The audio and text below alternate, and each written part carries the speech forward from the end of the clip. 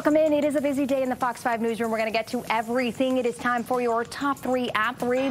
We're talking about everything from food assistance to the Fed. We're kicking it off with the big story of the day, starting with a live look at the White House. That is where President Trump is expected to unveil a multi-billion-dollar plan to overhaul Washington Dulles International Airport. There is the traffic control tower there, Kayla Norwood, part of the White House press pool today. She'll be covering the story for us at 4, 5, and 6, and we'll get a live report from her. We'll hear from the president when he is expected to speak.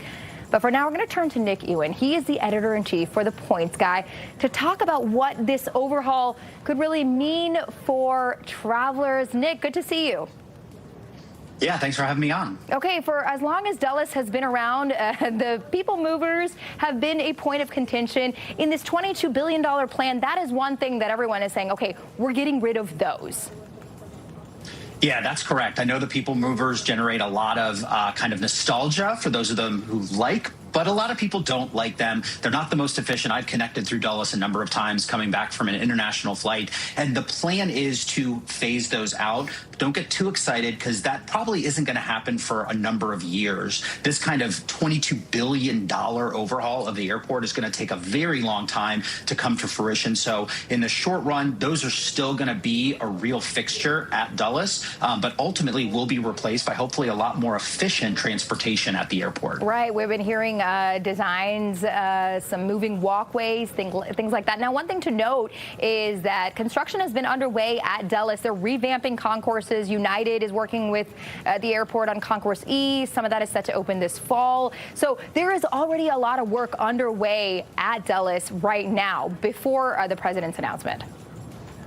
Yeah, that's true. And those were all separate from this $22 billion proposal that we expect to see that will address a lot of the other concourses. But most notably, it's looking like it's not going to impact any of the runways. So hopefully we're not going to see some of the delays and impacts to travelers that we've seen at other airports where they've had to temporarily close runways due to construction. This is really going to impact the actual infrastructure within the terminals, including the transportation to and from them, to make life easier for passengers. When it is ultimately completed, though, during the construction, there may be some temporary impact. So anyone traveling to or through Dulles, really over the next several years, should really be prepared for things to be a little bit discombobulated. Okay, discombobulated is a good way to put it, Nick. And one thing we've heard is, if President Trump is involved, there's going to be a lot of gold also involved. That is part of the design aesthetic here. We've heard gold-plated mirrors, some gold accents throughout. For everyday travelers who are using Dulles, I think they want more of a better traveler experience than an aesthetic. So where do you kind of merge the two? Yeah, it'll be interesting to see what the actual plans wind up showing and then how they're actually executed. At the end of the day, fixtures are pretty. Airports have a great aesthetic to them. One of the nice things about the proposal that we expect to be unveiled is that old terminal that was designed by the renowned architect Saarinen is expected to remain intact. That is kind of a feature and is a real powerful testament to the history and legacy of Dulles. So we do expect that to remain intact, but ultimately passengers want a seamless experience and really a great transfer experience, arrival experience, and departure experience. So that's going to be much more important than any of the actual design elements inside that are mainly serving those aesthetic purposes. Absolutely. And we know Dulles is an entry point for so many international travelers, world travelers who come through here, coming to the nation's capital. And again, we're expecting the president to speak sometime here in this 3 p.m. hour to unveil exactly what that $22 billion plan looks like. He has been heavily involved in the design. Nick Ewan with The Points Guy, thank you so much for your insight. We appreciate it. Of course. Thanks so much for having me on. All right, moving on to this video, which is a central part of the lawsuit brought by the ACLU of D.C.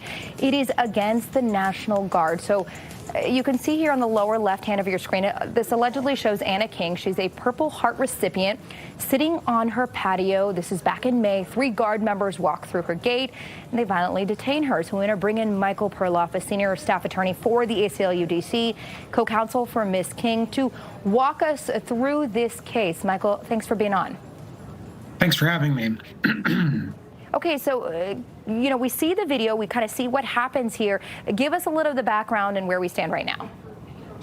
So this is an incident and a case involving a decorated U.S. Army veteran, someone who served in Iraq, received a Purple Heart and a Bronze Star, who was attacked in her home by the very institution that she served with honor.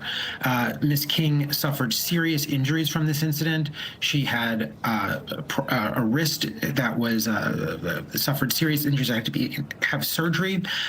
She was forcibly put on the ground, bruises on her back, psychological trauma, and all of this for no apparent reason other than her criticism of the National Guard. So this is an incident that really shows the dangers of militarized policing and why we need to get back to having our streets free from the National Guard and other military presences. And to be clear, we saw that little clip. It's just a few seconds long. It tells a story, but perhaps not the whole story. When we talk about criticism of the National Guard, what preceded this incident specifically? Well, Ms. King has signs on her house that criticized the Guard's presence in D.C. And as I said, we see no other rationale besides those signs for the Guard's interaction with her. Now, what the Guard has said is that there was some type of assault that happened 2 days earlier. But that statement isn't true. Ms. King says it didn't happen. She doesn't face any charges for it. And what I want to just highlight is that even if that did happen, why were the Guards the ones who were going out to arrest her? We've been told in court filings that the Guard isn't going to be engaged in law enforcement. So even what the Guard contends was its justification is itself an admission of it doing precisely what it wasn't supposed to be doing. And we know the lawsuit has been filed. Michael, what does accountability look like in this case for Ms. King?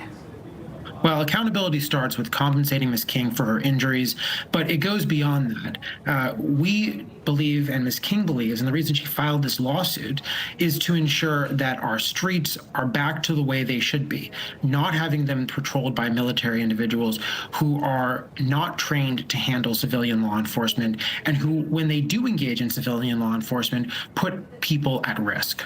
And we know this is just the start. We have reached out to the White House. We have yet to hear back about this specific incident. Michael Perloff, Senior Staff Attorney for the ACLU. Thank you so much for joining us. Thank you. All right, we are going to take a live look now at President Trump unveiling that multi-billion-dollar plan to renovate Dulles International Airport. Let's take a listen. Going to replace the C&D concourses and preserve the iconic original terminal that first made the airport an architectural landmark. So it's going to be something you can sort of see a little example of it right here. That's your front. On the other side of the street, we're building a massive 9-story, 8-story, 10-story. We're not sure yet, but we're building a parking garage that will be right next to the terminal. You'll walk right across the street, and you'll have a glass bridge, a number of glass bridges that will go right into the terminal.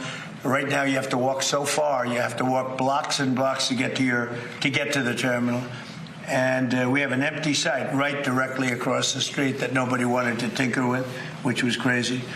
So we're going to have a magnificent garage. What would you say, Sean? How many cars? 32,000 parking spaces. 32,000.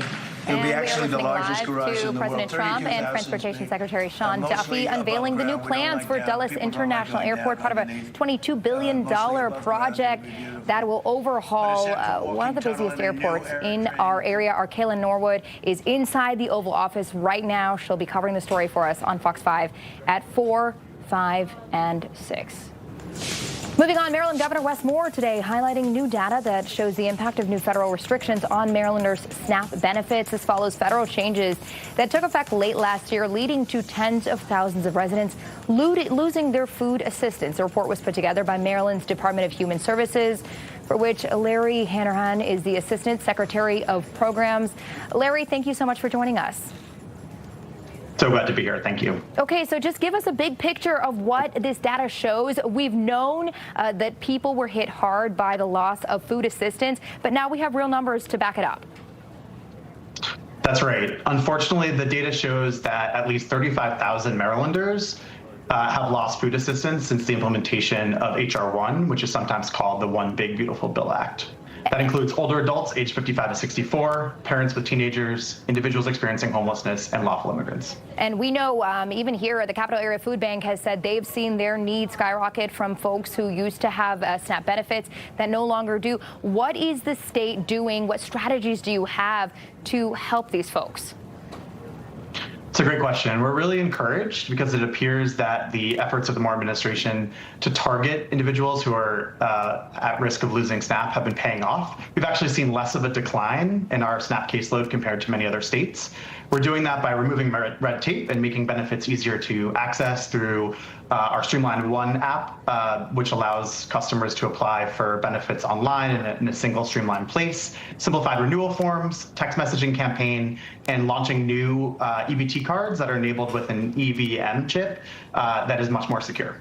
Okay, so 35,000 Marylanders who have lost this food assistance, and we know we'll see the ramifications not just now, but well into the future. What is your message to Marylanders who are watching this, who have lost their benefits, who are at risk, and are still struggling?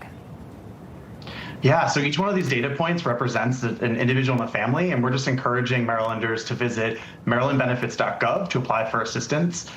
We are here to help, and we hope people take advantage of that. Okay, the resources are there, the help is there. People just need to know where to look for them. Larry Hanrahan, thank you so much for your time and your insight. Appreciate it. Thanks, appreciate it. Okay, don't go anywhere. The DMV Zone is back with lots more right after this.